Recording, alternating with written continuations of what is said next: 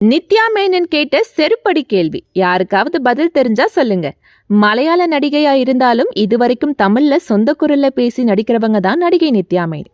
குட்டையா இருந்தாலும் முட்டை முட்டை கண்ணு தான் அவங்க அடையாளம்.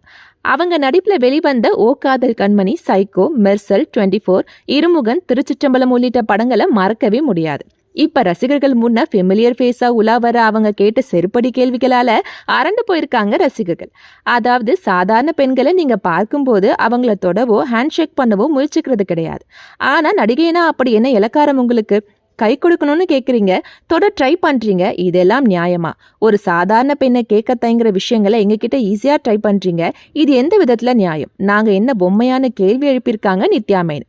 பொதுவாவே நடிகைகள் அசந்த நேரம் பார்த்து அவங்க கிட்ட மிஸ்பிஹேவ் பண்ற விஷமிகளும் இருக்கதான் செய்யறாங்க. நடிகைகள் அசௌகரியமா ஃபீல் பண்ணலனா செல்ஃபி எடுத்துக்கலாம், பட் அவங்க கிட்ட அத்துமீறது தப்பு தான். ஏன்னா அவங்களும் பெண்கள் தானே. இதை பத்தின உங்களோட கருத்துக்களை கமெண்ட் பண்ணுங்க மக்களே.